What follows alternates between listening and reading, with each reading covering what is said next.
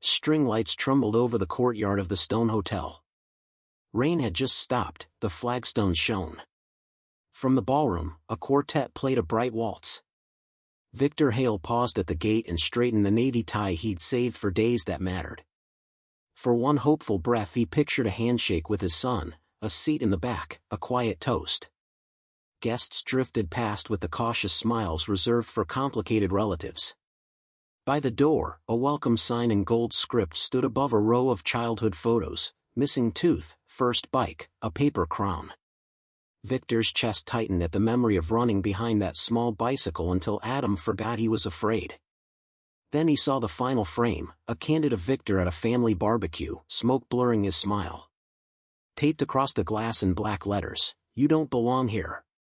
He checked the angle, the glare, anything that might turn it into a mistake. The letters held. The wedding planner, headset, pencil behind ear, slid between him and the easel. "Mr. Hale, we'll seat you shortly," she said, eyes flicking to the sign and away, as if contact might burn. Adam strode out with two groomsmen. The tuxedo fit him like armor, the silver tie bar Victor had sent was absent. He stopped 3 feet away. "Dad," he said, measured. "We talked about this." "About what?" Victor kept his voice even. "Boundaries." Adam's smile showed nothing. "You weren't on the list." The groomsman looked down. The planner took a half step back. "I RSVP'd," Victor said. "I'll sit in the back." "I brought the slideshow." "In the ring box." Adam's jaw clicked. "You don't belong here." No heat, no flourish, just a cut that didn't bleed because it was too clean. Behind him, the bride, Sophie Carver, hovered at the threshold, half hidden by a bridesmaid. Simple satin sleeves, hands clasped until the knuckles blanched. Her mouth formed a small word Victor recognized from late-night planning calls: "Wait." Adam didn't turn. "If you care about me," he said, "go." "I don't want a scene." Victor nodded as if agreeing to a bill he couldn't contest. He placed a small walnut box on the welcome table, the ring box he'd sanded smooth in his garage, then slid an envelope from his pocket, for the slideshow. A USB drive was taped inside. He tucked it under the box to keep it from the draft. "Sir," a security guard said gently. "May I show you out?" "I know the way." Victor took one last look at the taped word across his own face, then turned into the drizzle. The courtyard held the day's leftover warmth. A little girl began to point, her mother lowered the hand. Music swelled behind him as if volume could paint over absence. He passed the valet, where a teenager pretended not to see.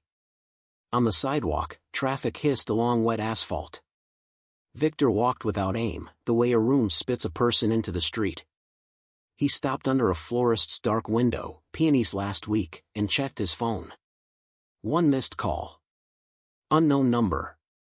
He slid it back in his pocket. It buzzed again. Then again. Names he knew stacked up: his sister, his ex-wife, a cousin, the planner, the caterer. He silenced it and kept walking. He cut through the service lane behind the hotel. Bleach and onions hung in the air. A metal door banged.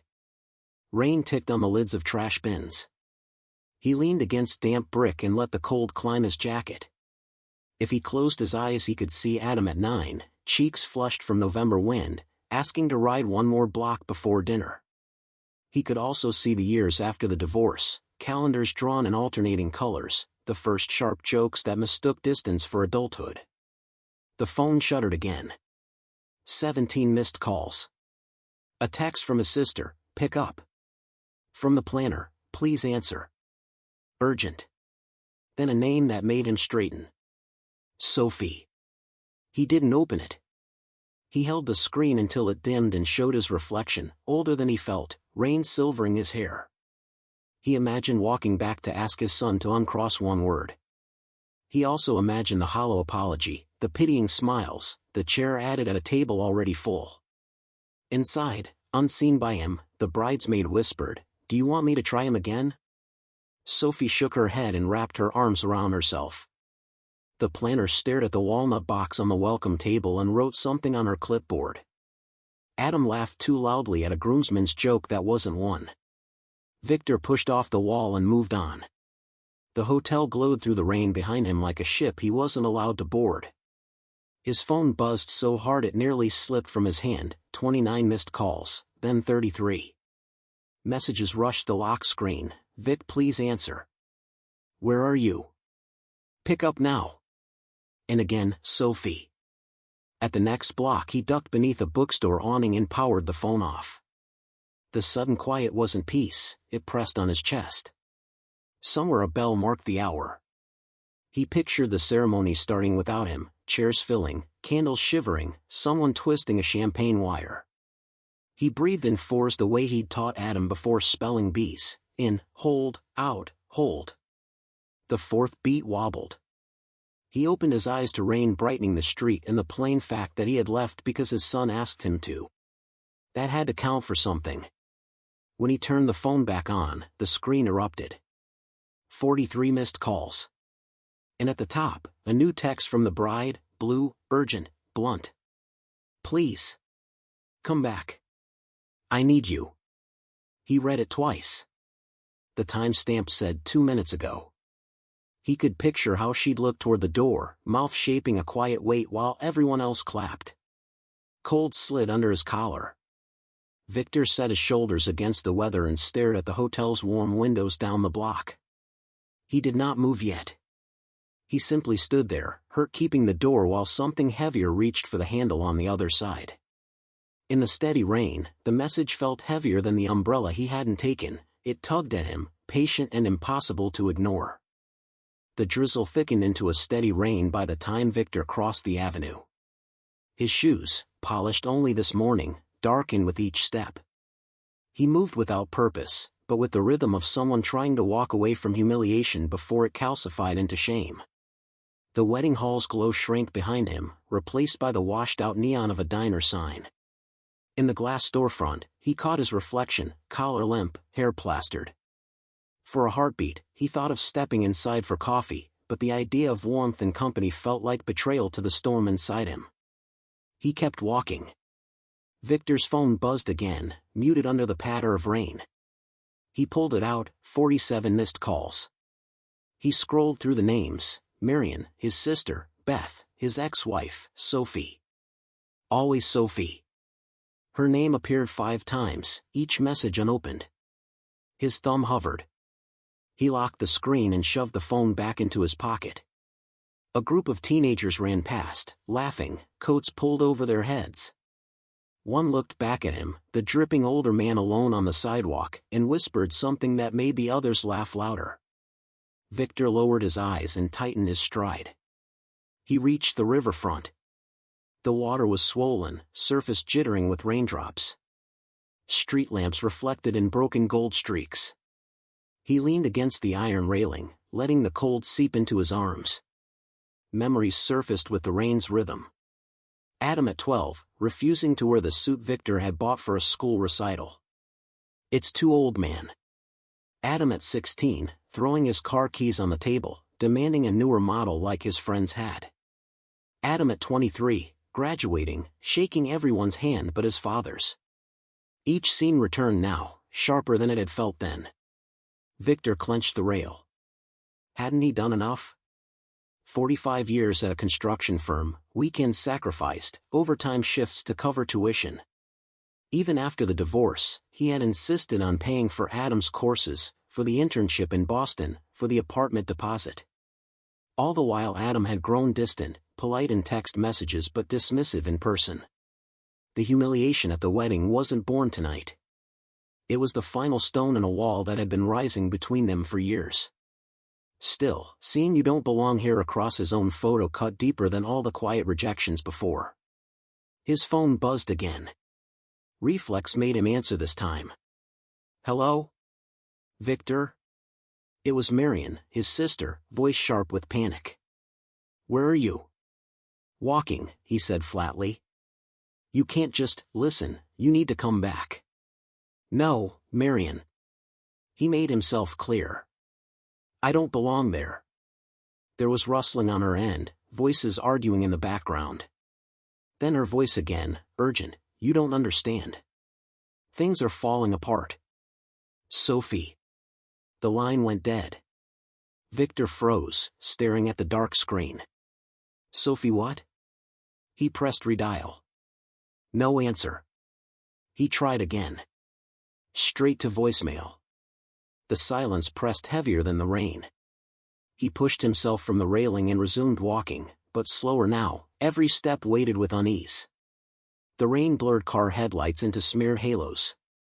He passed under a railway bridge where water dripped like a metronome. Another buzz.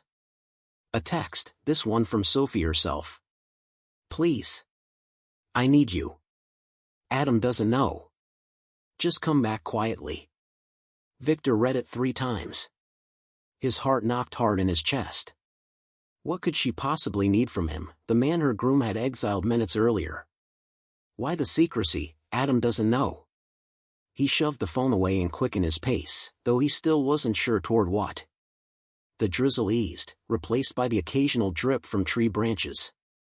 He noticed the hotel's spire down the street, still glowing faintly through mist.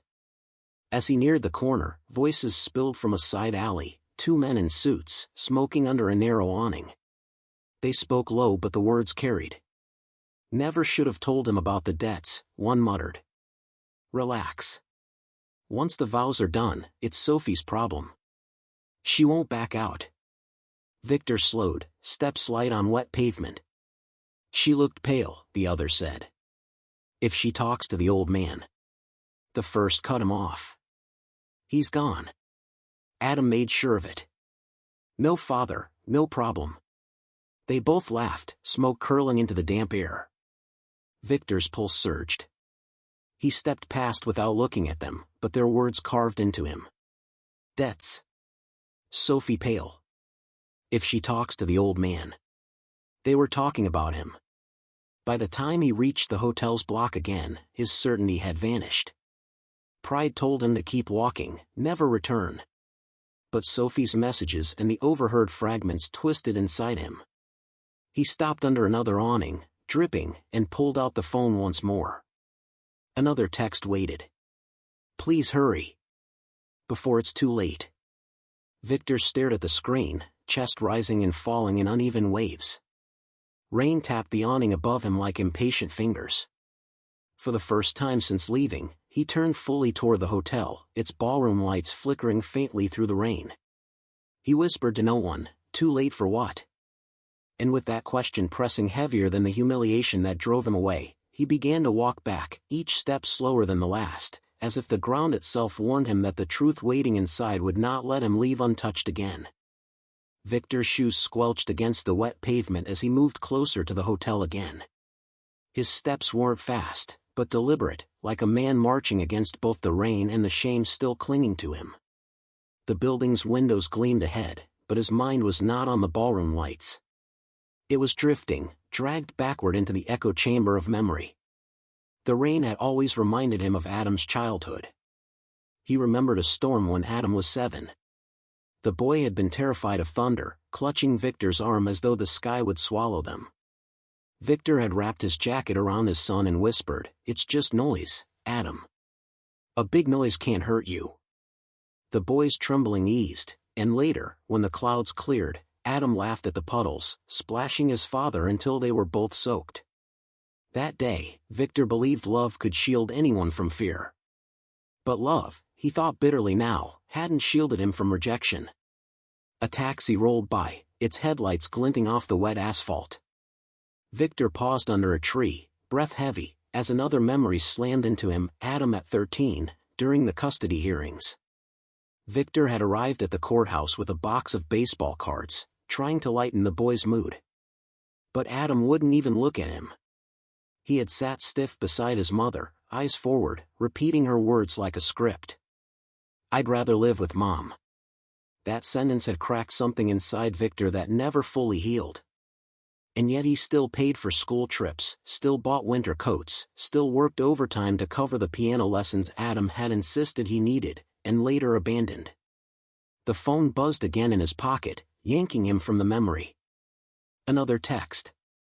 He almost ignored it, but something about the relentlessness of the vibrations unnerved him. He pulled it out. Sophie, Victor, please. Don't let Adam know I reached you. It's important. They'll try to stop me. His throat tightened. They'll try to stop me. Who was they? He shoved the phone back, but unease curdled in his chest. He turned and stared at the hotel through the blur of rain. It looked different now, not like a hall for celebration but like a fortress. He pressed forward, and as his shoes struck the pavement, more memories surfaced, uninvited. Adam at 18, standing at the driveway with a packed bag, declaring he was leaving for college. I'll figure it out on my own, he'd said coldly. Victor had offered help with moving expenses, but Adam shook his head. You've done enough. The words were meant to sound independent, but Victor had felt the sting behind them, accusation, disappointment. And then the college bills came anyway, slipped into Victor's mailbox by Adam's mother. Of course, Victor paid them. Quietly. Without acknowledgement. He reached the side street that circled the hotel. The thud of bass from the ballroom carried faintly through the walls. Guests inside were probably laughing, drinking, raising toasts, the kind of celebration Victor had dreamed of being part of. But instead of warmth, he felt a sick tension in his gut. Under the glow of a street lamp, he leaned against a cold brick wall and let another memory seize him. Adam at 25, visiting Victor's small apartment after years of distance. The place had smelled of fresh paint. Victor had just finished repairing the cracked ceiling himself. Adam had looked around and said, "This is all you've got?" He had laughed, half joking, half ashamed. The words weren't cruel in tone, but they had cut deep, as though all of Victor's sacrifices, his whole life's labor, amounted to nothing but a modest room with patched walls. That was the night Victor realized respect wouldn't come from gifts or money. His son measured him by different scales. Scales he didn't understand. Now, standing in the rain, Victor clenched his fists. Those echoes, the piano lessons, the courtrooms, the apartment sneer, they weren't just memories. They were threads that led to this night, to the moment Adam told him, in front of strangers and family alike, "You don't belong here." His phone buzzed again. This time, a voicemail notification. He hesitated before pressing play. Sophie's voice filled the silence between raindrops, thin and trembling. "Victor. I can't talk long. They're watching. Adam doesn't know the truth, about the debts, about what's being signed tonight. Please, if you care about him, come back. He won't listen to me, but maybe he'll listen to you. Just, hurry." The message ended abruptly, as though cut off. Victor's heart pounded. He replayed the words in his head. Debts. What's being signed tonight? This was no ordinary wedding. Something else was unfolding inside that hall, something Adam hadn't told him. He wiped the rain from his face with the back of his sleeve. For the first time since leaving, the sting of humiliation gave way to something sharper, suspicion. The echoes of the past had shown him the long road of rejection, but Sophie's plea hinted at a darker truth hidden under the surface of celebration. Victor looked at the hotel again, the ballroom lights spilling golden against the wet night. He straightened his shoulders, a quiet resolve settling over him. The past had taught him how much his son could wound him. But tonight might prove just how far Adam was willing to go to cut him out completely. And as Victor stepped toward the side entrance of the hotel, he understood something new. The rejection at the doorway was not the end of the story. It was the beginning of something far more dangerous. Victor circled the hotel, keeping to the shadows. The drizzle had softened into a mist, clinging to his jacket and hair. He moved slowly, not out of fear but because every step felt like trespassing into a world that had already shut him out. The laughter and music inside swelled whenever someone opened a side door, spilling out brief flashes of warmth before the door shut again and left him in the cold. The contrast gnawed at him. He was still on the outside, but Sophie's words echoed in his mind. Debts, what's being signed tonight? A delivery van idled near the kitchen entrance. Two men in staff uniforms wrestled with crates of wine. As Victor slipped past, one of them muttered, "Better be worth it." "Heard the old man's signature is what seals the deal." Victor froze. The words hit like a stone to the chest. Old man's signature. Did they mean him? He stepped back into the shadows before they noticed him, heart thudding. He wanted to demand answers but knew blurting into the open would only get him dragged out, or worse, humiliated again. Instead, he waited until they disappeared inside, leaving only the rumble of the van and the hum of the refrigeration units. He walked further down, toward a smaller service door. To his surprise, it was propped open with a wedge of cardboard. From inside drifted faint voices and the clink of glasses. Victor slipped in, careful not to let the door bang shut. The corridor smelled of bleach and roasting meat. He moved cautiously, his soaked shoes squeaking against the tiles. At the far end, he saw two waiters leaning against a wall, whispering. "Said it's the father's property line they're using as collateral," one of them murmured. The other snorted. "Does he even know?" "Groom said the guy's basically cut out of the family." Victor's blood chilled. Property line. Collateral. He had one property, the small plot of land he'd inherited from his parents, the one he'd refused to sell even when money was tight. It wasn't worth much sentimentally to anyone but him, but legally, it was still his. He leaned back against the wall, steadying himself. If Adam had found a way to use that property without his knowledge, it would explain Sophie's cryptic pleas. The wedding wasn't just about love, it was a business arrangement, and Victor was the missing piece. He edged closer. Through a half-open door, he glimpsed a brightly lit storage room converted into an office. Papers covered a table. Adam stood inside with two older men in sharp suits.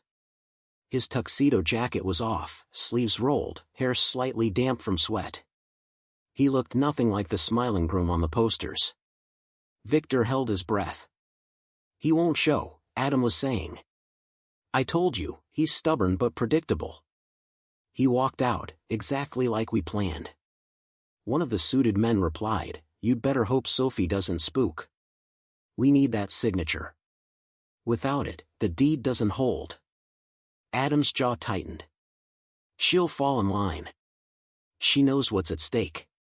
Victor's fingers clenched into fists.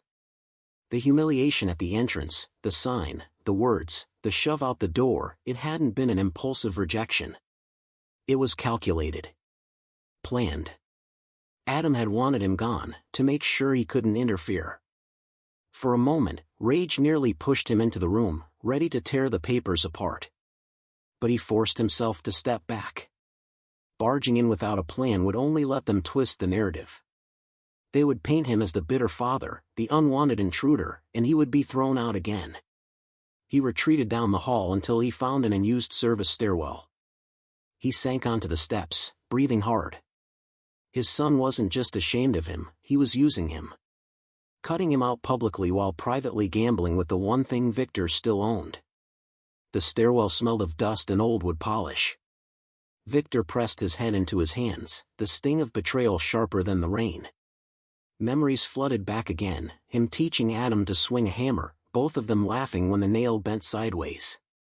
Him handing over his last savings for Adam's deposit, telling himself it was worth the sacrifice if it meant his son could stand tall. And now that same son was plotting to strip him of the last piece of his life's work.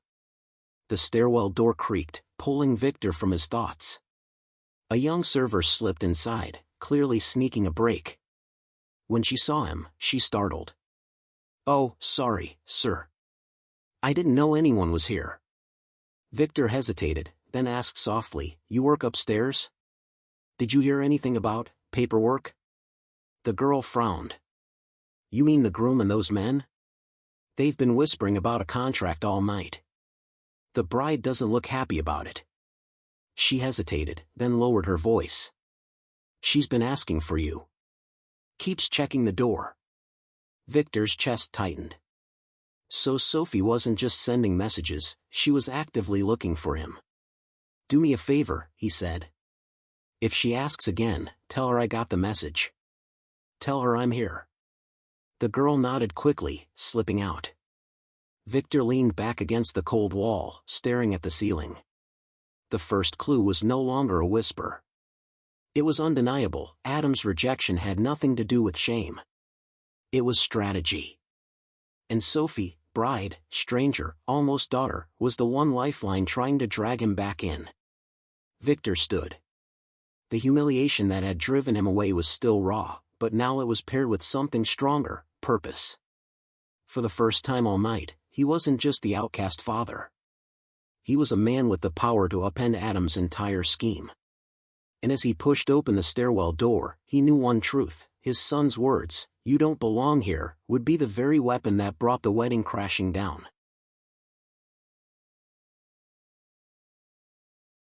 Victor eased the stairwell door open and stepped back into the service corridor. Heat from the kitchen rolled over him, thick with rosemary and butter. The ballroom's applause swelled, then thinned to a fizz of voices. He checked the time without thinking and only saw the swarm of red badges on his phone. 62 missed calls. New voicemails. New texts. The screen crawled with urgency. A notification rose to the top: private number, voicemail. He tapped. A clipped, professional voice: "Mr. Hale, this is Colin Reyes with Dalton and Keene. We are on site to witness a signing connected to parcel #147B.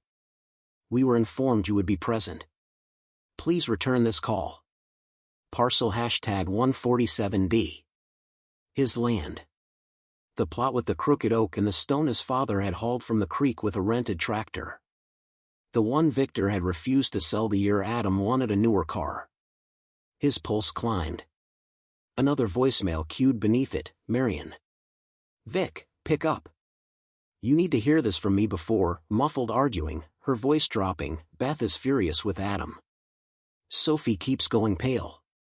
They tried to bring out some papers during the family toast and Sophie wouldn't sign without you. I told them you'd be back. Please answer. He swallowed hard and scrolled. A third voicemail from a number labeled catering coordinator: Mr. Hale, could you come to the office by the coat room? We need to confirm a document related to venue liability for the groom's family. Venue liability.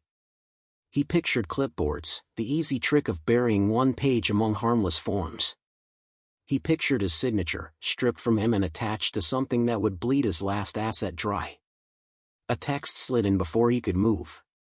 Sophie, 3rd floor corridor, fire exit by the north staircase. 2 minutes. Alone. He typed with shaking thumbs, "On my way." And slipped deeper into the staff hall, away from the ballroom doors. As he passed the welcome table, he slowed. The gold script sign still beamed at the entrance. His photo remained, but the black tape had been ripped away. The plastic backing wore a white scar where adhesive had bitten into it. The walnut ring box he'd left was gone. A prickle traveled his neck. He looked around. The planner stood a dozen feet away with her headset, whispering into the mic, eyes on a printed timeline. When she noticed him, the slightest relief flickered in her face, then caution layered back over it. Mr. Hale, she said, approaching with measured calm, a manila folder in hand. I'm glad you're back. We do need a quick signature for the... No, he said softly, stepping around her. Not without reading it. And not now. She kept pace. It's very standard, 1 page acknowledging the ring bearer. I'm not here to sign anything you've been told is standard, he said, and this time he did not soften the edge. She stopped, lips pressing shut. He kept walking. The service elevator opened with a bell. A thin man in a charcoal suit stepped out, a leather portfolio hugged to his ribs. Not a waiter, not a guest. His eyes swept the hallway with a practiced economy that said notary or bank. The man clocked Victor, offered a neutral nod, and moved on. Victor waited for the doors to shut and took the elevator up. On the 3rd floor the carpet swallowed sound. The corridor was lined with framed photographs of the hotel's early years, black and white ballrooms, a parade of women in gloves. A floral runner perfumed the air with peony and something sharper beneath, like nail polish and nerves. At the end of the hall, a green-lit exit sign washed a narrow landing in sickly color. Sophie stood there alone. Her veil was pinned back, one satin sleeve had a faint fingerprint of makeup. She looked smaller than she had at the doorway, as if a part of her dress had been pressed inward by the weight of the night.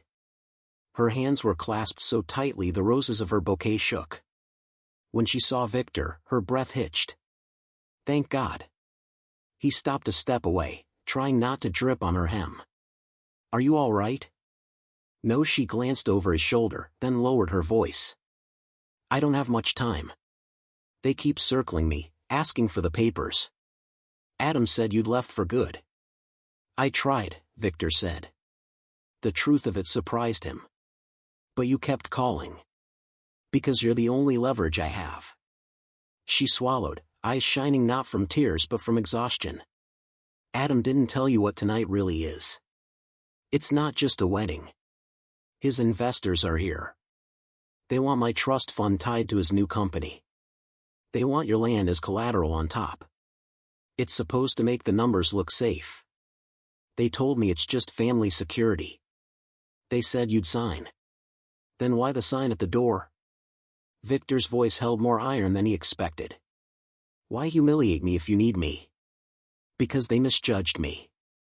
A ghost of a smile that wasn't kindness flickered. They thought if you were gone I'd sign out of panic to keep the night smooth. They thought I'd be embarrassed enough to go along. I told them I wouldn't sign without you. That's when the pressure started. Behind them, a door opened somewhere down the hall, the distant murmur of bridesmaids and the hiss of a steamer. Sophie stepped closer to the exit sign's glow. There's a man downstairs with a portfolio, Victor said. Leather, charcoal suit. Colin, she said. Dalton and Keene. They've been trying to get me alone since the vows. They popped the pages in a blessing book they wanted both families to sign. I pretended I had to fix my train. She pressed 2 fingers to her temple as if holding a thought in place. Victor, I know you don't owe me anything. But if you leave, they'll corner me. I can refuse now and blow up the wedding, or I can fight smarter. Smarter how? She looked at him, and he saw not a frightened bride but a person weighing outcomes on scales most people never see. They want to put you in the wrong. They need a story to tell the room if I refuse. He disrupted the wedding. He caused a scene. He's bitter.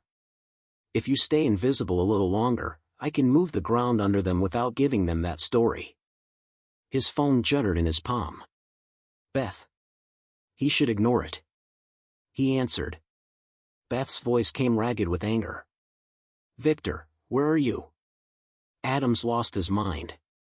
He paraded that sign like it was funny. People laughed. I told him to take it down. He wouldn't. Sophie looks like she's about to faint. She's with me, Victor said. A beat. With you? Thank God. Listen, those men with him? They're not family friends. They smell like trouble. Marion says there's a notary. They tried to shove me a page. I told them to eat it. Her breath scraped the speaker. Do not sign anything. Do you hear me? I hear you. They're looking for you. Be careful. The line clicked. He lowered the phone. Sophie exhaled like a diver breaking the surface. I left a USB on the welcome table, Victor said suddenly, the thought rising from the fog. For the slideshow. Photos of when he was little. The planner said she'd run it. Sophie's eyes shifted, calculating. They cued it for the first dance. Do you trust what's on it? It's harmless, he admitted, hearing how small that sounded. Harmless can be powerful if it tells the truth. She touched his sleeve, a quick, human contact. They've written a different story about you for years. Let the room see another one. While they're watching, we move. Move what? Her mouth tightened. The papers. If I can get to that portfolio, I can see exactly how they've worded the lien. If there's any forgery, anything, they hang themselves. She looked at the stairwell. I need a minute without Adam breathing down my neck. How?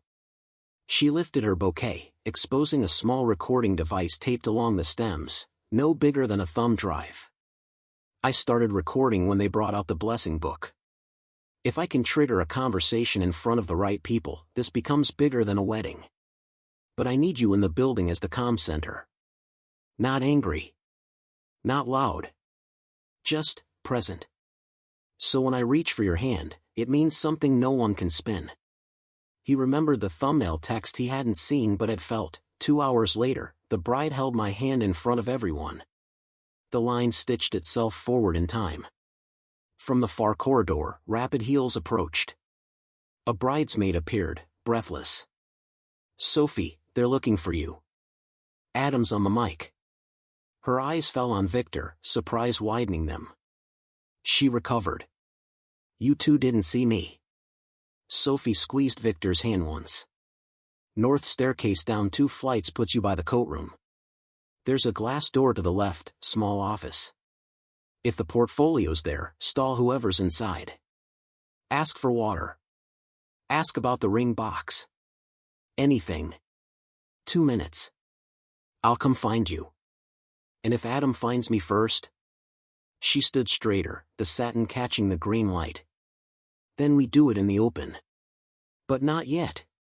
He nodded. The humiliation that had almost drowned him an hour earlier had thinned into a cooler resolve. He wasn't the hero of any of this.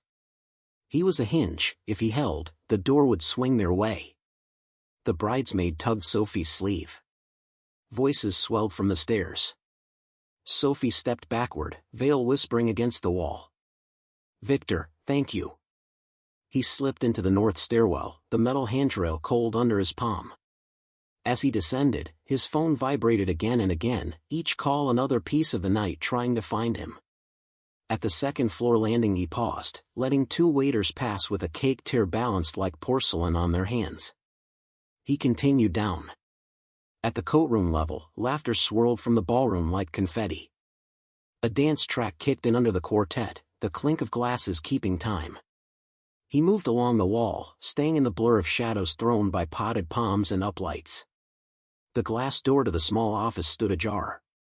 Inside, a lamp burned over a tidy desk. On it lay a leather portfolio, closed, a black pen set perfectly perpendicular to its edge. Beside it, the walnut ring box he had crafted sat like a memory someone didn't know where to put. Footsteps sounded in the hallway.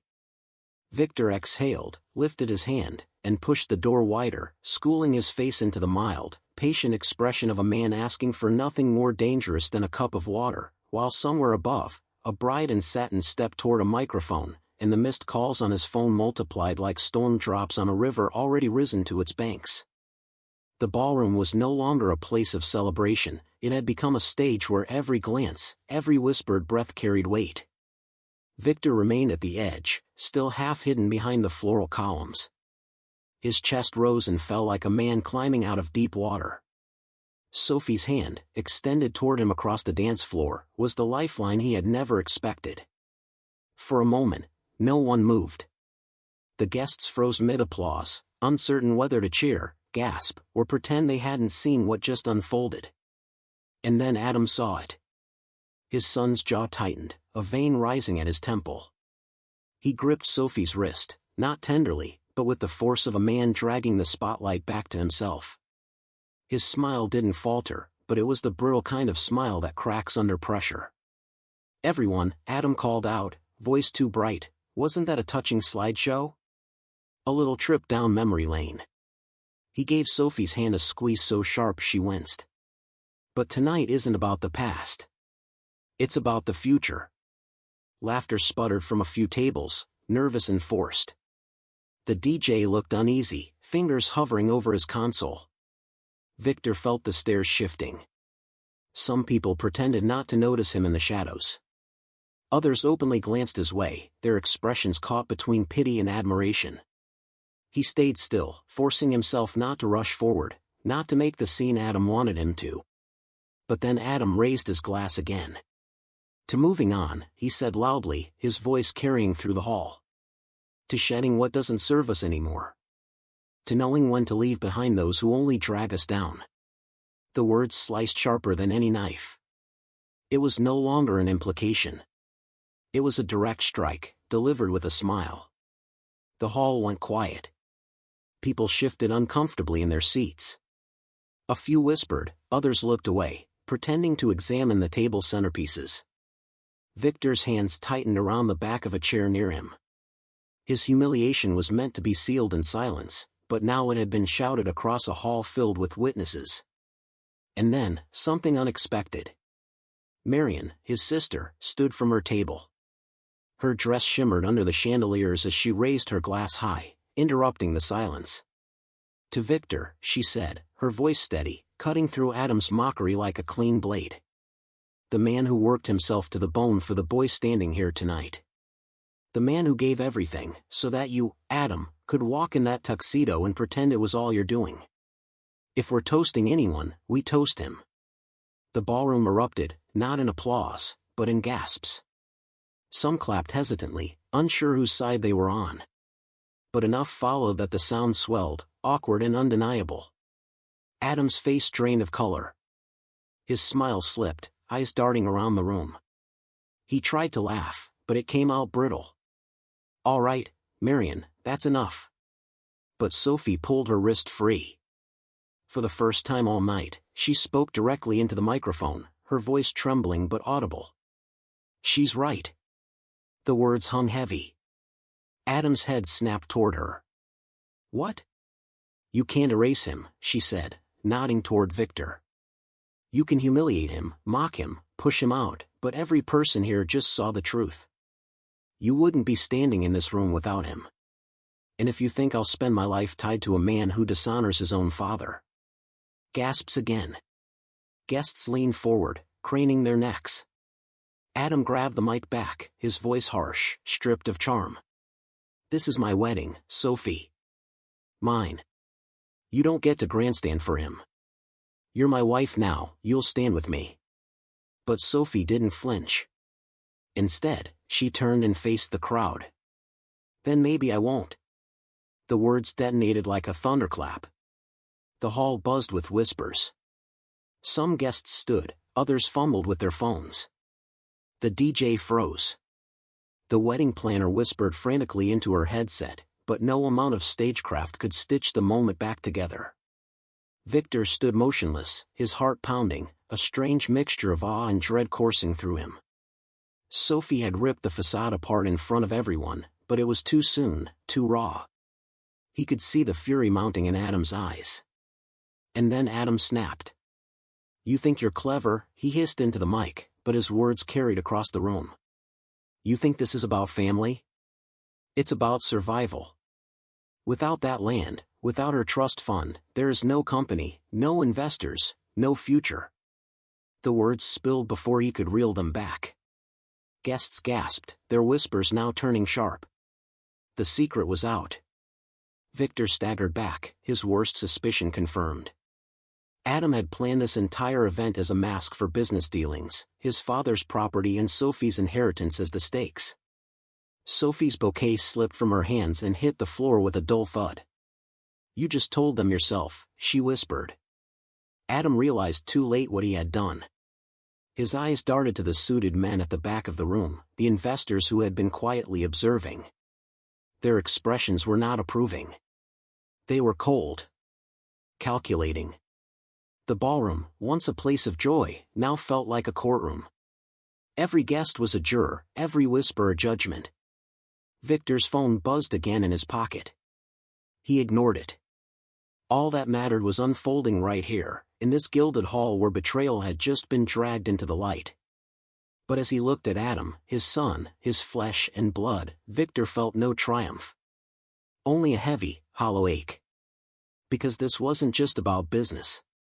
This was about a son willing to erase his father's existence to build his empire. And the reckoning, Victor realized, was only just beginning. The ballroom pulsed with light and sound. Chandeliers spilled gold across rows of linen-covered tables, and laughter rose in waves as waiters weaved through with champagne flutes balanced like crystal towers. From the DJ booth, a soft piano introduction shifted into a jazz rhythm. To anyone entering fresh, it looked like the picture of a flawless wedding. But Victor knew better. He stood half-hidden behind a pair of tall floral arrangements near the coat room, watching the scene. The small office with the leather portfolio was just behind him, the door cracked open, that walnut ring box still perched like an omen. But he didn't step inside yet. He needed to see Adam, to see Sophie, to make sense of the messages flooding his phone. And then, through the crowd, he saw her. Sophie. The bride. She stood near the center of the ballroom, surrounded by bridesmaids in blush dresses. Her veil shimmered under the chandelier light, but her face was pale, her eyes restless. She wasn't looking at her new husband, who worked the crowd like a politician. She wasn't even smiling at the jokes whispered in her ear.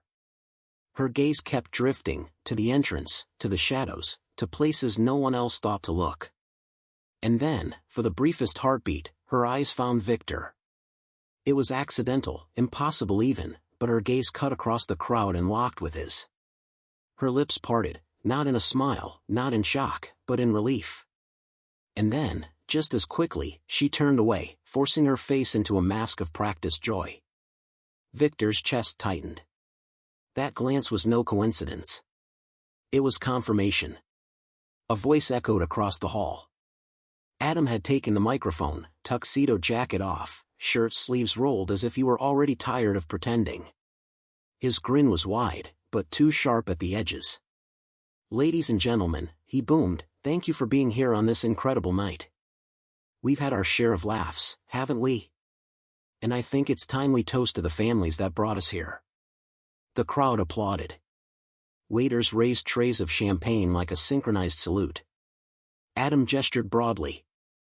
"To the Carvers, who gave me the most beautiful bride anyone could ask for." Into the hails, he paused, smirking, his eyes darting briefly toward the entrance where his father should have been. "Well, some of them anyway." Laughter rippled through the room. Victor's stomach knotted. He wasn't just excluded, he was being mocked. His absence was a joke, a deliberate wound pressed harder in front of strangers. He caught Marion's face in the crowd, her lips pressed into a thin line, eyes cutting toward the floor in shame. But Sophie didn't laugh. She stood frozen, champagne untouched in her hand. Her eyes flicked again toward Victor's hiding place. Adam raised his glass high. To new beginnings. Into leaving the past behind. The toast rang hollow, but the room followed him, glasses clinking, applause swelling. Yet even in that roar, Victor caught Sophie's quiet rebellion. She didn't raise her glass. Her gaze fell to the bouquet in her hands, fingers trembling as if she wanted to crush the flowers. The band struck up again, shifting into a celebratory march. Couples poured onto the dance floor. Adam handed off his microphone and pulled Sophie toward the center. Cameras flashed. Guests clapped in rhythm. But Victor watched only her eyes. Even as she danced, her face framed in a practiced smile, her gaze swept the room for him. Quick glances, small flickers, enough for him to know she was searching. He felt his humiliation burn away, replaced by something colder, resolve. She needed him here. Not just for comfort, but because something about this night was dangerously wrong. The music softened. The DJ announced, "And now, ladies and gentlemen, a very special moment. Please turn your attention to the screens for a slideshow of memories prepared by the groom's family." Victor's heart stopped. The USB drive. The one he had left beneath the walnut box. Two massive screens lit up on either side of the ballroom. The first image appeared, Adam as a boy, missing tooth, holding a baseball bat too heavy for him. Laughter bubbled through the crowd. Another image, Adam at 9, kneeling beside his science fair project, his father's hand barely in frame holding the poster steady. Another, Adam at 14, sweaty from a basketball game, Victor's arm around him, both smiling through exhaustion. The room hushed. Photo after photo rolled by, and the pattern became clear. Adam was always in focus, but Victor was always there, half a step behind, a hand supporting, a presence steady as stone. His face changed with the years, hair graying, eyes deepening, but the through line was undeniable. He had been there. Always. Guests shifted uneasily. The laughter turned to murmurs. The slideshow, intended as a tribute to Adam, now revealed the truth. The father he had publicly ridiculed was the silent foundation of every milestone. Victor glanced at Adam. His son's smile faltered, eyes narrowing as he realized the narrative slipping through his fingers. He turned toward the DJ booth, whispering harshly, but the images kept rolling. And then, the final photo. Victor and Adam on the day Adam received his college acceptance letter. Adam grinning, holding the envelope high. Victor behind him, clapping, his eyes filled with tears he hadn't even tried to hide. The screen faded to black. Silence swallowed the ballroom. For one breathless moment, no one moved. Then a slow, reluctant clap began. It spread through the crowd, not the roaring applause Adam expected, but something more complicated: acknowledgement, sympathy, the kind of applause that carried truth in its undertone. Sophie's eyes glistened. She didn't look at Adam. She looked at Victor. And then, with deliberate clarity, she reached across the dance floor and set her bouquet down on the table. Her hand lifted, hesitant, trembling, and she extended it in his direction. Gasps rippled through the room. Cameras turned, flashes bursting. Victor's humiliation cracked like glass under a hammer. In its place surged something fierce, not pride, not victory, but vindication. His son's attempt to erase him had failed in the most public way possible. And yet, beneath the vindication, another thought sharpened: this wasn't over. This gesture from Sophie was only the beginning. Because everyone in the room had seen her glance. Everyone had seen her reach. And Adam, humiliated, cornered, would not let that pass unanswered. The ballroom was no longer a wedding. It was a battlefield. Whispers swirled like smoke between the tables. Guests leaned in close to one another, eyes darting toward the stage where Adam stood, red-faced, microphone in hand. His words about survival, investors, trust funds, land had poured into the open air before he could snatch them back. And now, the silence that followed was sharper than any applause could have been. Victor remained at the edge of the room, half in shadow, half in the light. He hadn't spoken a word, yet somehow his presence filled the space more than Adam's voice ever could. Every guest who had watched the slideshow knew it: Adam's attempt to erase his father had collapsed, and the truth was seeping out. The two suited men in the back, the investors, leaned toward each other, their murmurs clipped, their expressions turning from faint amusement to irritation. One shook his head, snapping shut a gold watch over his wrist.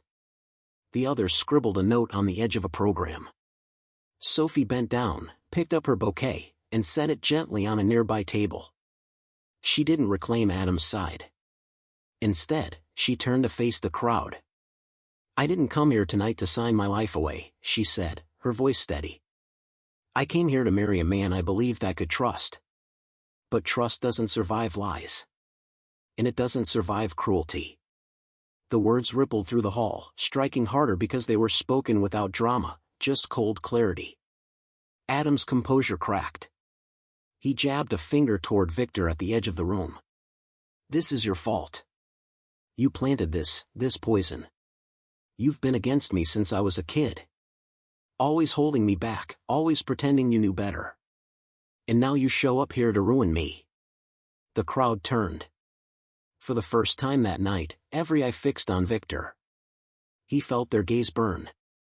He didn't move at first, didn't speak. His humiliation at the door, the years of rejection, the ache of betrayal, they all balanced on this moment. He could shout, could accuse, could scream the truth. But instead, he straightened his shoulders and let silence be his answer. And it worked.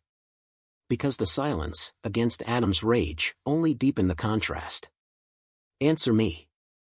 Adam barked, slamming the microphone stand down so hard it screeched against the parquet floor. Victor finally stepped forward, his shoes slow and deliberate against the polished wood. "I don't need to answer you," he said, voice even but carrying. "The truth is already speaking for itself." Gasps fluttered. A few claps even broke out, timid but real. Adam's mouth opened, then closed. His face flushed crimson. He turned desperately to the investors. Don't listen to them, he's bitter, he's trying to sabotage us. The contract is sound, everything is ready. Enough, one of the suited men interrupted, stepping forward. His voice was low, but it carried authority. We did not come here for spectacle. We came here for certainty. And what we've seen tonight is nothing but instability. The other nodded curtly. If you cannot manage your family, Adam, how can you manage a company? This, he gestured to the hall, is chaos. Investors do not fund chaos.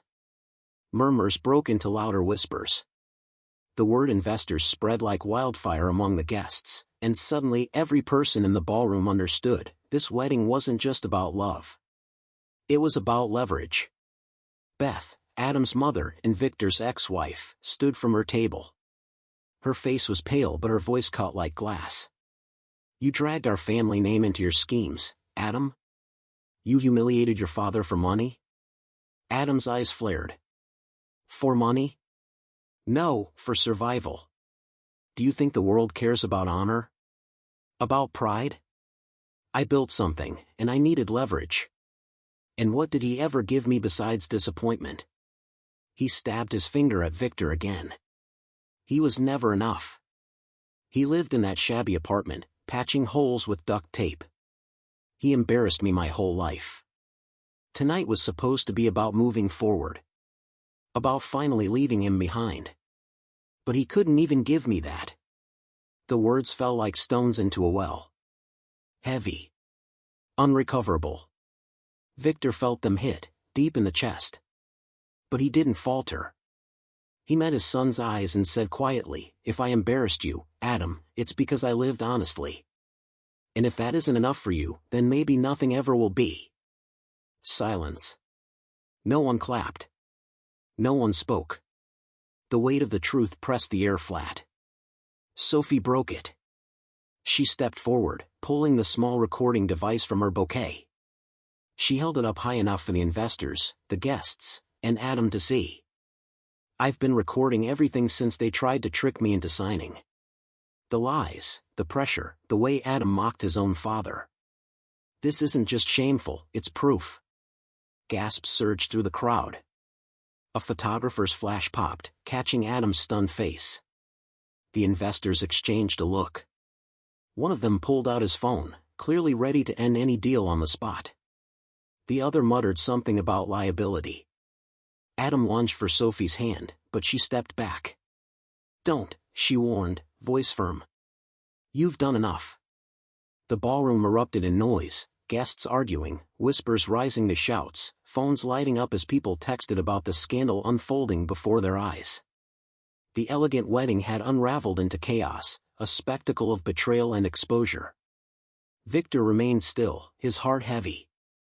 He hadn't sought revenge tonight, he'd only wanted to be present at his son's wedding. But now the entire truth was tearing itself open, piece by piece, with Sophie and Marion leading the charge. And as Adam stood center stage, stripped of charm, fury boiling in his eyes, Victor realized something chilling. This wasn't the end of his son's cruelty. Humiliation in front of strangers might only harden him further. The reckoning was far from over. The ballroom roared like a storm trapped under chandeliers. Silverware rattled on plates as people argued in tight circles, camera flashes cracked like lightning, the band played two soft notes and then stopped, sensing the room had turned into something music couldn't smooth. Sophie stood at the edge of the dance floor with the microphone at her side, petals from her fallen bouquet crushed under one heel. Her veil trembled along her shoulders, not from air but from the minute tremor that had worked its way through her muscles and refused to leave. She swallowed, tried to speak, failed. The first sound that escaped was a broken breath. Adam hovered a pace away, smile long gone, eyes bright with the hard shine of adrenaline. Put the mic down, he hissed, low enough for the front tables to hear anyway. Don't embarrass us further. That word, embarrass, tilted her. She looked past him into the sea of faces. Marion's hand clutched a napkin like a white flag. Beth's jaw was clenched so tight the muscles jumped. The investors at the back had already stepped to the aisle, not leaving yet, but testing the exits with their eyes.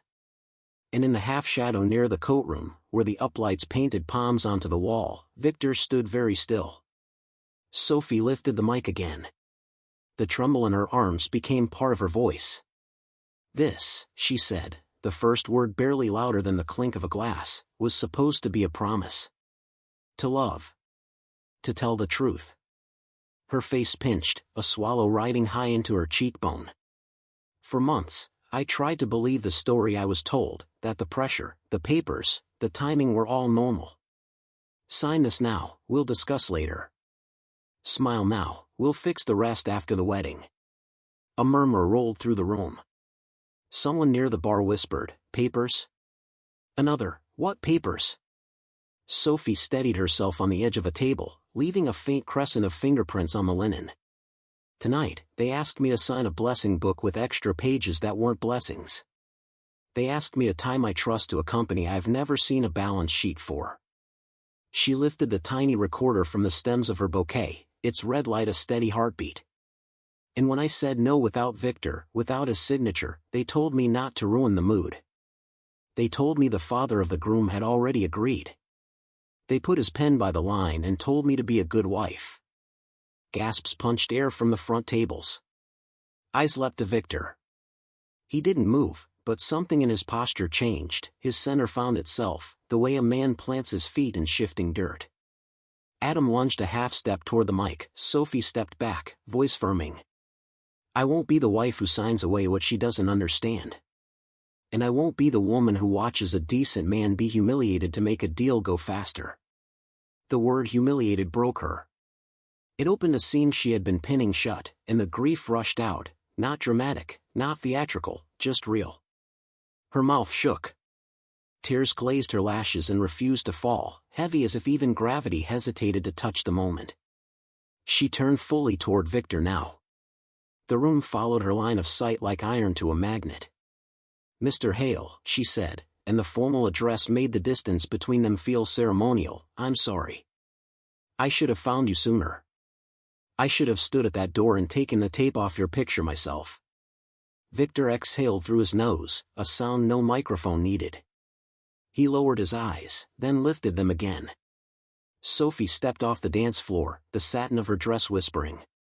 She moved between chairs, past centerpieces and stunned faces, until she stood in front of him under the shadow of the palms.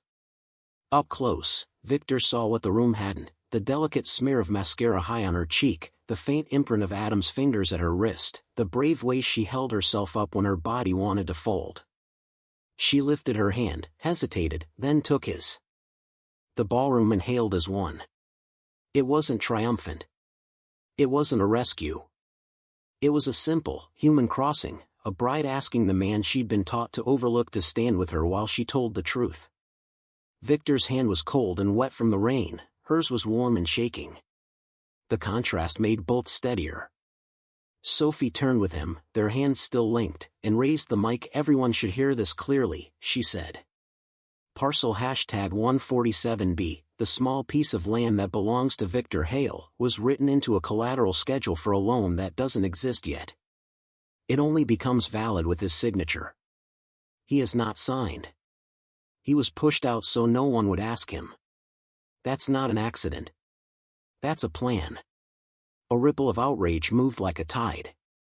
The notary, Colin Reyes, appeared at the edge of the courtroom corridor in his charcoal suit, portfolio hugged tight. He looked suddenly smaller under the chandeliers. "Mr. Reyes," Sophie called, her voice steadying with each word she chose. "For the sake of clarity, without Mr. Hale's signature tonight, is any lien against parcel #147B enforceable?" A dozen phones lifted. Record mode winked in little red dots around the room. Reyes hesitated, measuring the weight of perjury against the weight of a client's temper. "No," he said finally, voice flat. "It is not." Adam swore under his breath, the nearest guests heard it and winced. He ripped the mic from its stand with a screech. "You think you can ambush me with legal theater? You think any of this matters if we're united? Sophie, put the recorder down and come with me. We will talk like adults." "Adults don't tape signs over a father's face." Marion shot back from her table, the tremor in her voice now pure heat. Adults don't launder shame through a wedding toast. Beth rose too, shoulders square. Enough, Adam. Pain made her voice softer, more dangerous. If you have anything to say, say it without touching anyone. For a breath, no one spoke. Somewhere a fork slid off a plate and chimed on tile. The planner stood immobilized with her headset, eyes shiny, cue list useless in her hand. The investors shifted farther into the aisle, not yet gone, but further away from the point of no return. Sophie finally let the tears fall. They didn't unravel her, they sharpened her. This is not about money, she said, voice thick but true. It's about respect. If you don't respect him, she squeezed Victor's hand, you won't respect me. If you humiliate your father for leverage, you'll sell any of us when the numbers don't add up. She drew a breath that caught halfway and forced it the rest of the way down. I won't sign anything tonight. Not for you. Not for them. Adam's eyes flicked to the recorder, to the investors, to the doors. A calculation fired behind his pupils, quick and ugly. He smiled, the expression chilling because it didn't reach anything human. Fine, he said lightly, too lightly. We don't need tonight. We can do this properly. Let's all take a breath. He reached out a hand as if to calm the room, and with the other, he signaled subtly toward the courtroom corridor. Reyes stiffened. A staffer with a venue badge started to move. Victor felt Sophie tense. He leaned just enough for her to hear. 2 minutes, he murmured. Office doors open. The portfolio's on the desk with the ring box. If there's a forged page, it's there. She blinked once, message received. She turned the recorder in her hand so the red light faced outward, a small warning flare. Then she lifted her chin and addressed the investors directly. If you're leaving, take this with you. She held up the device. You'll want your counsel to hear it. And if you're staying, stay where I can see you. It wasn't bravado. It was control reassembled on the fly. The DJ, sweating, tried to find a song that sounded like neutral ground. The first piano notes of something gentle splashed into the air and died. Sophie looked at Victor again, the breakdown still visible in the wet along her lashes, the rawness of her mouth. Stay where everyone can see you, she whispered. If he tries to corner me, call my name. He nodded. I'll be here. She released his hand as if it were a rope she would grab again soon, and it would be. Then she moved back through the aisle with that same whispering satin, not toward Adam, but toward the corridor where glass reflected the lamp of the small office with the leather portfolio and the walnut ring box that didn't know what it had been placed beside. Adam watched her go, caught between following and saving face. He chose the stage. He raised the mic and attempted a laugh. Folks, how about we give the bride a moment? Weddings are emotional. The chuckle skidded and fell. Drink on the house. No one moved toward the bar. Victor stayed visible, center left, under the palms, the man everyone now knew by name but had tried not to see. People's expressions softened as they passed him, apology, sympathy, a quiet recognition that the slideshow had been less a montage than an affidavit. His phone buzzed in his pocket, unknown number. He didn't look. The only call that mattered now was the one he would make if Sophie didn't return when she said. At the corridor's mouth, the notary shifted, about to retreat. Victor took one step forward and spoke in the calm voice of a foreman who'd seen steel bend. Mr. Reyes, don't move. You heard the bride. Everyone's watching. Reyes stopped. Cameras twitched to catch his profile. The storm in the ballroom didn't calm. It concentrated. The air felt charged, the way it does when thunderheads gather just beyond the trees. In that pressure, Sophie slipped through the glass door and out of sight, a white flicker in a dark frame. Victor set his palm on the back of a chair to anchor himself. If he had been the man outside in the rain an hour ago, he would have fled. If he had been the man at the door beneath the taped word, he would have swallowed and swallowed until nothing was left. But he had been called back. He had been asked to stand. So he stood, visible, steady, the point around which the room unconsciously oriented, and waited for the next sound to break the air, a shout, a footfall, or his name spoken in a voice that, even breaking, had already begun to build something stronger than what it was tearing down. The ballroom's air was brittle, like glass stretched too thin. Conversation had dropped into uneasy murmurs, forks clinked half-heartedly against china, and guests leaned into one another with their phones held low, already writing the night into stories that would spread before sunrise. Victor remained rooted near the courtroom wall, his hand on the back of a chair, his posture steady. To the crowd, he was no longer the outcast father. They had seen the slideshow, Sophie's hand in his, the broken truth spilled across microphones. Now he was a figure people couldn't ignore, no matter how much Adam wished he would vanish. But standing there was not easy. Every muscle in Victor's back ached from restraint, his chest tight with the effort of keeping calm while his son's world collapsed in flames of his own making. He could feel Adam's fury radiating across the room like a storm cloud, his boy who once needed him to chase away thunder, now glaring at him as if he were the lightning itself. And then, in the middle of that storm, Victor's phone buzzed again. He almost ignored it. After dozens of calls and messages, what could one more add? But something made him glance at the screen. A name, Sophie Carver. Not a text. Not a voicemail. A call. He hesitated, then answered. Her voice rushed through the speaker, low and taut with urgency. Victor? Don't say anything. Just listen. His chest clenched. Sophie, are you? I said listen. She was whispering, each syllable clipped. In the background he could hear muffled shuffling, the scrape of a chair against the floor, a male voice cursing under his breath. I'm in the office. The portfolio's here. The papers, they're worse than I thought. Victor's grip tightened on the phone. His eyes scanned the ballroom. Adam was still on stage, forcing a hollow laugh with a group of cousins who weren't laughing back. He hadn't noticed Sophie had slipped away. What papers? Victor asked softly, trying not to move his lips. The lien isn't just for your land. They wrote clauses tying it to additional assets, assets that don't exist yet. If they'd gotten your signature, they could claim future inheritance, even your pension. It's fraud, Victor. And they plan to use me to push it through. Victor's jaw locked. The humiliation of being shoved out of the wedding hall suddenly looked small compared to this.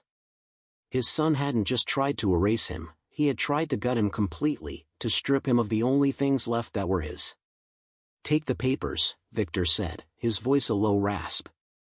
Bring them out. I can't, Sophie whispered. Reyes is guarding the door. He's pretending to check messages, but he's waiting for me to leave. If I walk out with these, they'll take them back before anyone sees. A beat of silence. I need you to cause a distraction. Victor's eyes lifted.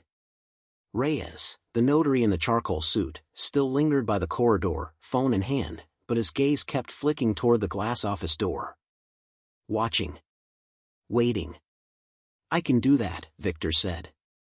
Before he could lower the phone, Sophie's voice broke again, softer this time. Victor? Yes. I'm sorry. About the door. About the sign. About all of it. Her words shook. You didn't deserve any of it. Victor closed his eyes. For the first time that night, the weight of humiliation shifted, not erased, but transformed. We'll talk later, he murmured. Just hold on. The line clicked. She was gone. Victor slipped the phone back into his pocket, heart hammering. The call had given him more than information, it had given him purpose. But purpose carried risk. If Adam realized Sophie was in the office with the documents, he would unleash every ounce of fury the boy had been storing since childhood. Victor straightened his jacket, drew a long breath, and stepped out from the shadows. The guests noticed first. Murmurs hushed. Heads turned. The outcast father was no longer hiding by the courtroom. He was walking toward the center of the ballroom, toward the son who had thrown him out. Adam's eyes snapped up. The grin on his face collapsed. What are you doing? He barked, the microphone amplifying his words across the hall. Victor stopped halfway across the parquet floor, the chandeliers washing him in light. He didn't raise his voice, he didn't need to. The room was listening. "I was told I don't belong here," he said evenly. "But maybe that was never about me. Maybe it was about what you were afraid people would see if I stayed." Gasps. Guests leaned forward, whispers darting like sparks. Adam's face twisted. "Don't you dare lecture me." But Victor kept going. "Everyone here deserves to know what this night really is. You wanted a contract signed behind closed doors. You wanted your father erased from your wedding. And you wanted to make me the scapegoat for your lies." The investors stiffened. One of them lifted a phone to record. Adam lunged forward, shoving the microphone into Victor's chest. "You want to talk, old man? Then talk. Let's hear your big speech." His words dripped with venom, but the tremor in his hands betrayed him. Victor didn't flinch. He took the microphone, his voice carrying steady. "No deal survives on deceit. No marriage survives on humiliation. And no son who cuts out his father will ever build a foundation that lasts." The ballroom erupted, applause, gasps, even a few shouts of agreement. Adam's control was crumbling. And in that noise, Victor caught it, the subtle flash of white satin moving at the corridor's edge. Sophie, slipping out of the office, clutching the portfolio to her chest. But before she could disappear into the crowd, Adam saw her. His face drained. "Sophie," he roared, stepping down from the stage. The crowd shifted uneasily, like water stirred by a sudden wind. Some guests tried to block Adam's path, pretending to congratulate him, but his fury broke through. He pushed past, eyes fixed on Sophie, his hands balled into fists. Victor's phone buzzed again in his pocket. He ignored it. His next move would decide everything. He stepped forward, directly into his son's path, microphone still in hand. The crowd stilled again, torn between fear and fascination.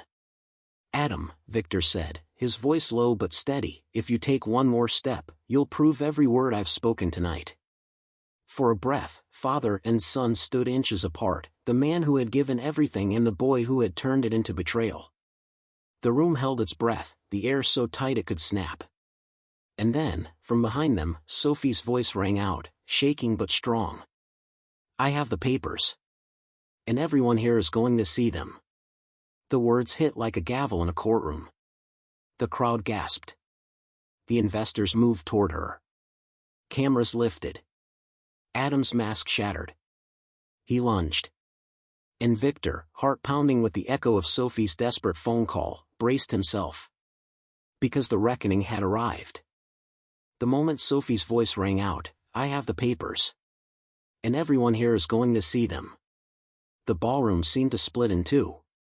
On one side, Adam, face twisted with rage, muscles coiled like a spring about to snap. On the other, Sophie, clutching the leather portfolio to her chest, her white dress glowing under the chandeliers, eyes shining not with tears now but with resolve. Between them, Victor, his hand gripping the microphone, his posture steady, the unwilling fulcrum of a family teetering between truth and collapse. Gasps swept the room.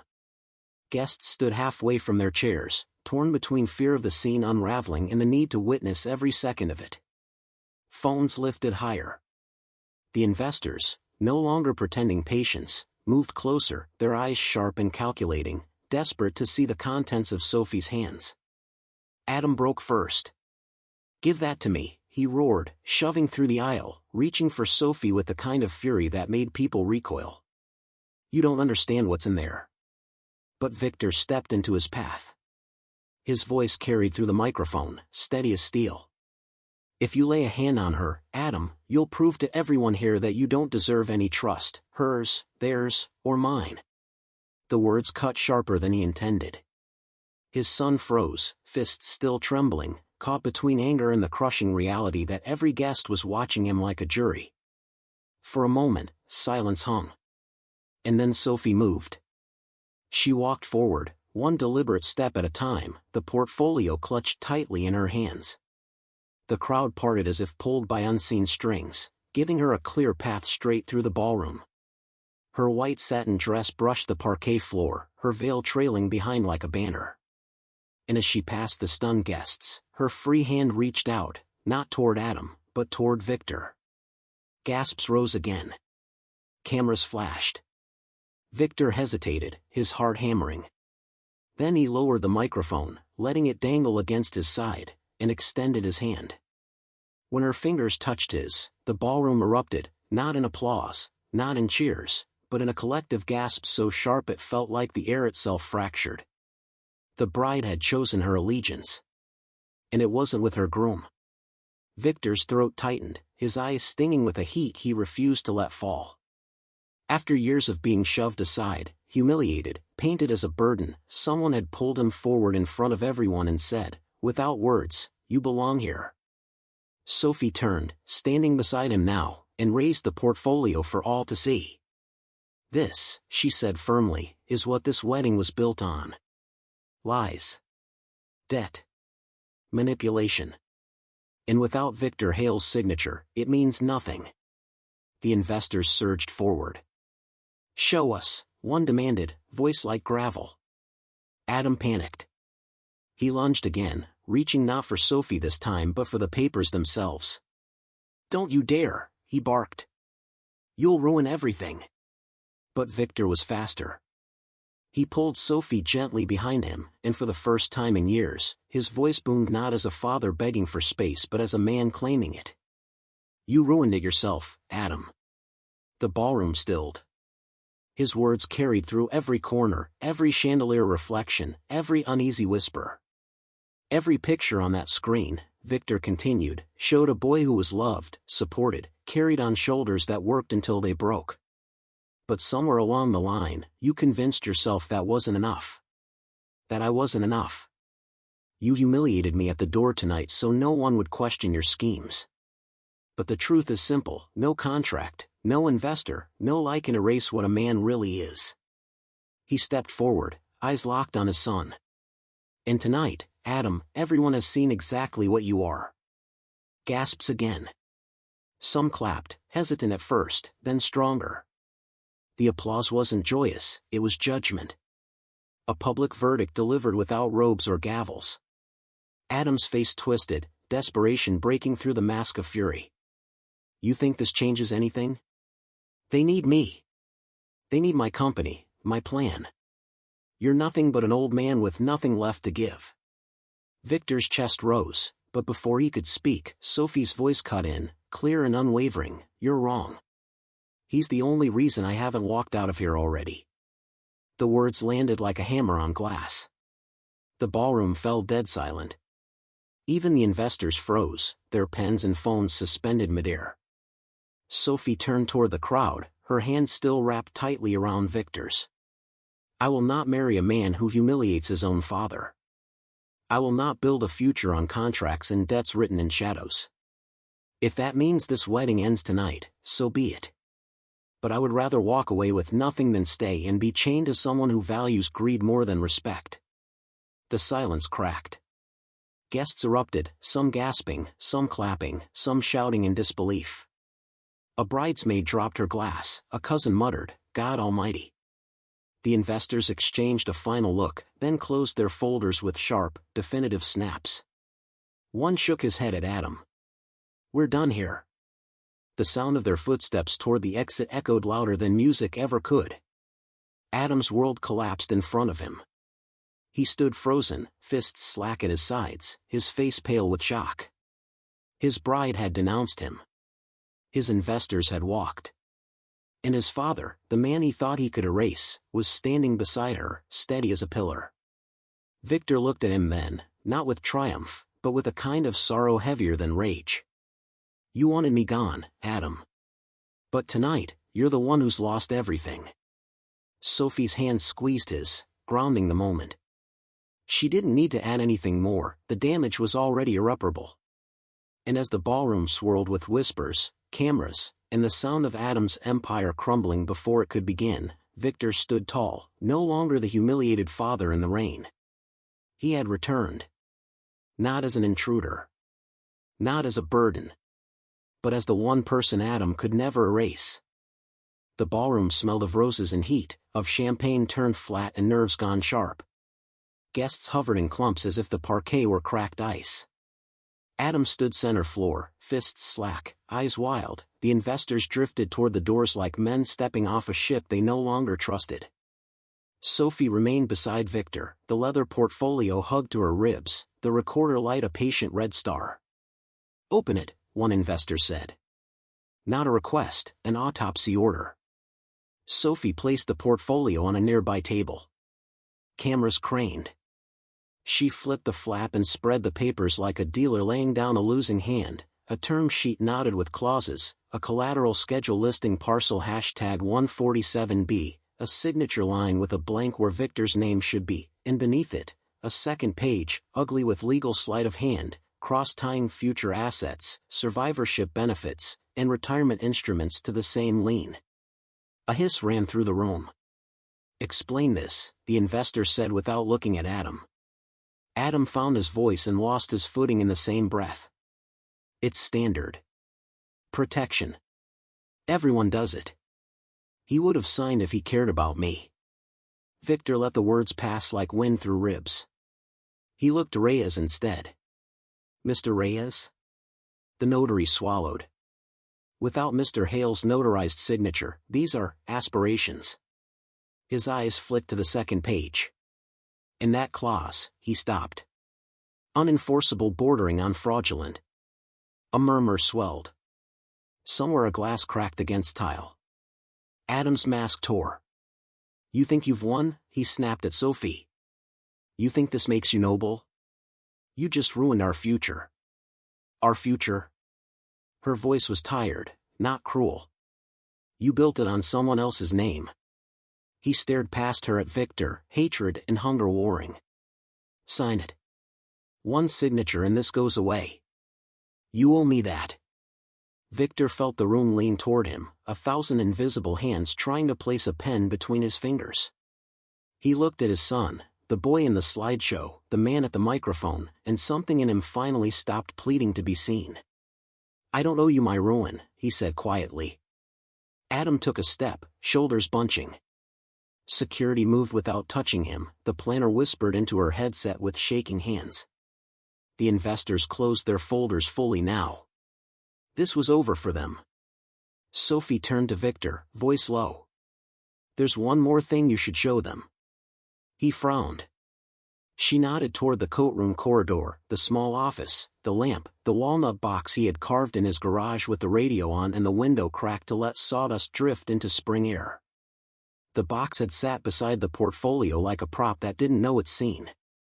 Victor walked to the office as if crossing a creek on wet stones. He picked up the box and returned to the table. The lid clicked back on tiny brass hinges. Inside lay two things, a photograph and a folded document with a county clerk's stamp dark as a bruise. He lifted the photo first, his parents under the crooked oak on 147B, mouths open in mid-laugh, son turning his mother's hair to wheat. He set it gently in front of Adam. "I planned," Victor said, letting the room hear what he hadn't planned to say at all, "to give you this tonight. A deed. Not because you asked. Because I wanted you to start with something honest." He tapped the stamped paper but didn't pass it yet. "2 weeks ago you asked about the land again. You called it dead weight. You laughed at the apartment I patched myself. I went to the clerk the next morning." He unfolded the document and turned it to the room. "I put parcel #147B into the Ruth Hale Memorial Trust. Irrevocable. A conservation easement across the whole plot, no liens, no subdivision, no collateral. Protected in my mother's name. Recorded last Friday at 9:14 a.m. The words landed like a dropped anvil. Guests stepped closer, phones catching the clerk's seal, the book and page numbers, the line, prohibited, encumbrance, mortgage, pledge. Reyes leaned in despite himself, professional habit overriding loyalty. He nodded once. "That stamp's real." Adam went white, then red, then a color with no name. He choked on the rest. "You did this to spite me." Victor shook his head. "I did it to save what I could from what you've become." Sophie exhaled, something between relief and grief. The investors stepped back the final inches toward the exit, verdict complete. One paused, met Adam's eyes, and gave the smallest, cruelest shrug. You're not a risk. You're a certainty we don't want. Adam lurched forward, reaching for the deed as if paper could be undone by touch. Victor didn't retreat, he simply set his palm atop the page. The stillness in the gesture was heavier than any shove. You said I didn't belong here, Victor said, eyes steady. But it turns out your plans didn't, either. The line ran through the room like current. People who had looked away now looked back. Marian's breath left her in a shaking laugh that was not unkind. Beth pressed her fingers to her mouth and let her hand fall. Sophie lifted the microphone one last time. This wedding is over, she said, voice clear. I won't sign your papers, Adam. I won't sign your name. And I won't sign up for a life where respect is a bargaining chip. She slipped off her ring, small, tasteful, purchased loudly, and set it in the walnut box beside the photograph of a love that had lasted. She closed the lid and placed it in Victor's hands. A sound rose, chairs scraping, shoes against wood, the collective movement of a room deciding which side of a line to stand on. The investors walked out. Two cousins followed. A bridesmaid put her arm around Beth. The band, unsure, started a slow standard and then let it die. Adam looked suddenly young and very far away. You're all leaving, he said to no one. For him? No, Marian said gently, standing to face him. For the truth. Security stayed a respectful distance as he sagged into a chair he hadn't offered his father. The iron certainty that had carried him through the humiliation he staged finally drained, leaving a man whose plans had been built atop a boundary he never bothered to see. Sophie turned to Victor. Walk me out? He nodded. They moved through the parted crowd side by side, not triumphant, not fleeing, simply done. At the doors, a valet appeared with an umbrella like a butler in an old film. Rain stitched the night beyond the portico, soft and relentless. On the steps, Sophie paused.